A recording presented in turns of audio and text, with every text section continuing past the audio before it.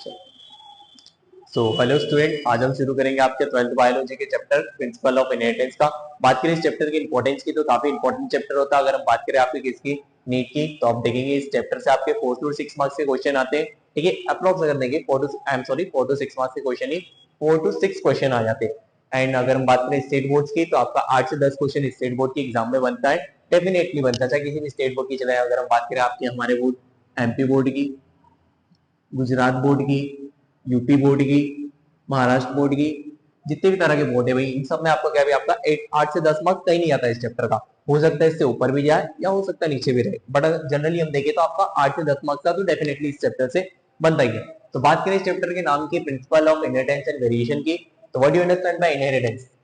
अगर हम देखें इनहेरिटेंस का मतलब होता है भाई आपके क्या, कैरेक्टर का एक जनरेशन से दूसरे जनरेशन में जाना।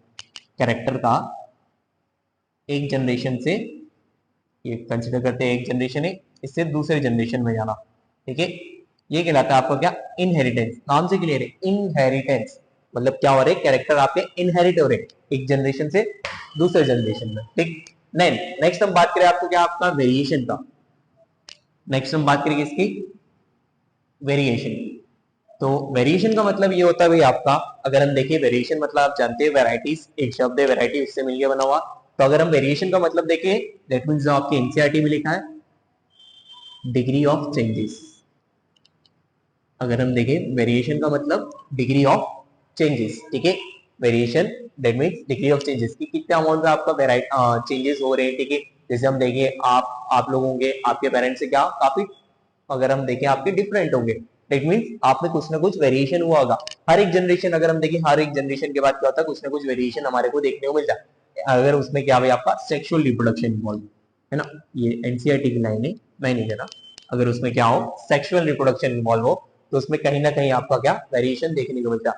तो बात करें अगर हम इस चैप्टर की, तो आपको इस चैप्टर को अगर हम देखें, है ना, ऐसा मतलब कहीं डिवाइड नहीं करा गया, बट अगर हम डिवाइड करना चाहे तो टोटल 3 पार्ट्स में इस चैप्टर को हम डिवाइड कर सकते हैं। पहला भाई अगर हम देखें तो जनरली पहले पार्ट में हम देखें भाई आपका तो क्या पढ़ेंगे हम, आपका पार्ट 1 की अगर हम बात करें, तो पार्ट 1 में हम देखेंगे आपके मेंडेलियन क्लोज देखेंगे, मेंडेलियन लॉ देखेंगे, डेविएशन या जो डिमेरिट, या फिर हम बात करें भाई जो इस बारे में मेंडल बताना भूल गया, उन चीजों के बारे में बात करेंगे। देन कुछ डेफिनेशंस हो गई, है ना, जैसे एलील्स वगैरह क्या हो गए, ट्रेट्स वगैरह क्या हो गए, इन सब बारे में हम बात करेंगे।